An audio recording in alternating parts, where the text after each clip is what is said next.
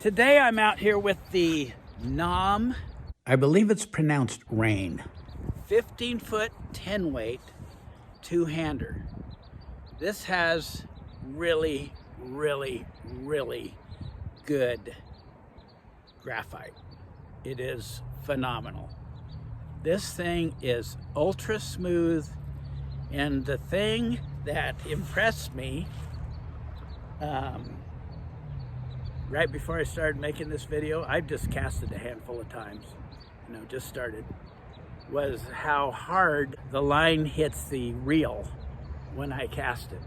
I'm casting a Gaelforce 54 chopped into a head, one of my favorite shooting heads, and this thing just absolutely launches it.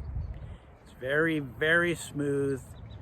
It's not stiff by any means. It's very mellow, creamy, soulful, light in hand. A lot of the rods I like have strong tip section. This rod is not what I'd say. It's not like a super stiff European rod tip section. That's a little more mellow, and what that does for you is it makes a rod with really light swing weight because it doesn't have that heavy tip bogging you down. So it's light in hand for a 15-foot 10-weight. It's smooth, powerful, mellow. It's not a stiff rod. It's probably a medium action, but fast recovery. Very nice, very light components, very simple grip, which is just what I want. I don't want a bunch of buzzers and bells in my grip. Not at all. Okay, it's fine.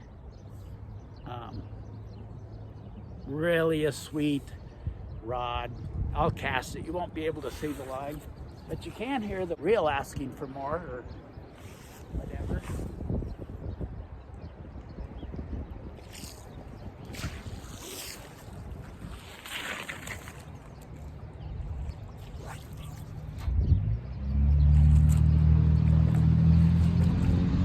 I'll throw in a little tip, casting tip. I've spent enough time now on the water with this 15-foot 10-weight, the NOM Ren, and it is critical. You may think that you're casting right. It might feel mostly right, going off good, and then you change a little thing about it, and it changes everything about the cast. So Zach Williams has had a big influence on my casting, and he made the claim at the clave I saw him demonstrate at that it's not the power in your sweep or the tightness of the D-loop that makes your cast, it's that light anchor and how he floats the anchor in. And so as I experiment and try things and figure out where I'm gonna get the sweetest cast with this rod, it is, I was doing it touched off okay, went pretty good, flew pretty good, and then I decided, what, I'm gonna go for the super duper lightest anchor I can. So I started sweeping around, watching that anchor float in, and casting it before it even touched down. And when I got it just to kiss off, and I've got a little bit too short of a leader on here, but when I got this line just to touch down and just kiss off that water, the line just jumped off this rod, just way better than the ones where I was just getting an okay anchor and not thinking much about it.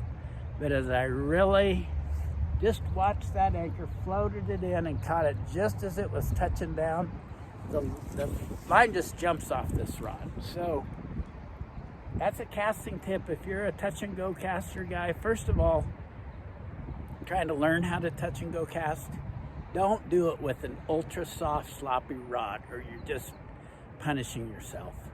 You got to have something that doesn't bend so much that you can't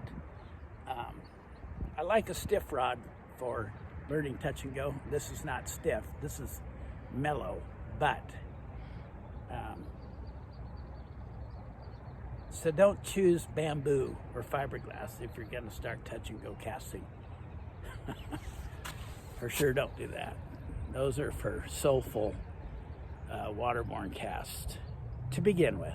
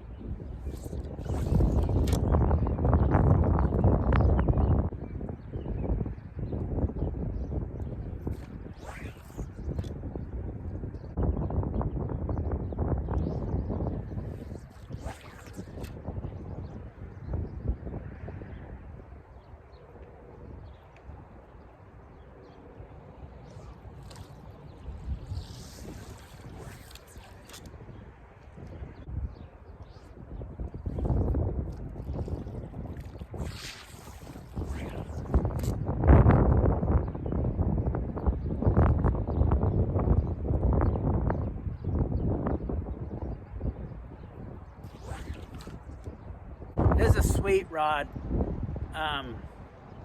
If you can get a hold of one of these, give it a test drive. Super smooth, nice medium action, but it's plenty stout. Give it a shot. It's not your typical 15-foot 10 weight. It's designed for salmon fishing in Europe, so it'll definitely work here. Length, line. I was casting my comp rod with a 67-foot line on it, and with the wind, you know, it's just a bugger. Not easy. With this rod, shorter shooting head. I mean, it's chopped, so literally it's probably 47 feet long, to be honest about it. But it is, you know, doing a normal, traditional spey cast, and it punches through that wind really nice. It's really digging deep into the blank now, kind of getting it figured out, and it is an ultra sweet rod. So if you can get your hands on one, take it for a test drive. I think you'll really be impressed. Okay, a couple added things about this rod is the ferrules. These are pretty trick, and this thing won't budge. I mean, it is in there. Like, hope I didn't get it in there too tight, but it's just not going anywhere. It's not glossy. It's the mat of the stuff going right into the inside of the other one. Pretty trick, pretty sweet, pretty simple. Really light components on the reel seat. Okay, now I've got the Equalizer shooting head. It's I think it's like 38 feet-ish, 9 weight on this 15-foot 10 weight. Really nice. I can do a nice Scandi cast with a 15-foot rod, and it's light in hand enough. And of course the Equalizer is a great shooting head. This is a nice Scandi setup. I can do an underhand style stroke, which I like. But this rod is not super stiff, which some of us like for Scandi casting for underhand. This is a really nice combo. It's a really short underhand stroke.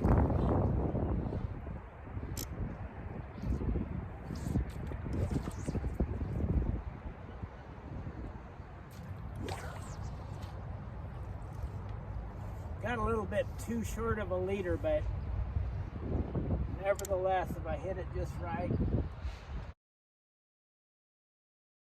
sonic boom.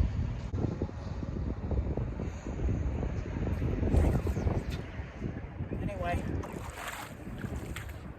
really nice combo. All right, I'm out here with the,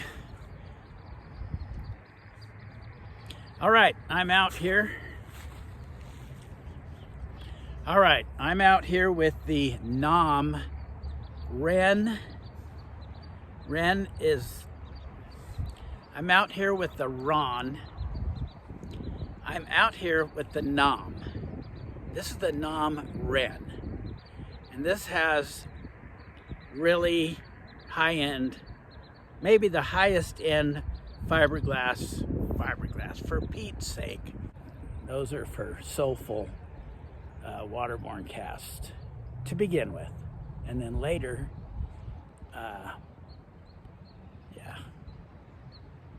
shut up. Okay, now this Nom Ren 15-foot 10 weight, got the Gaelforce 910-54 chopped into a head, and it's, you know, I was casting my comp rod with a 67-foot rod length line.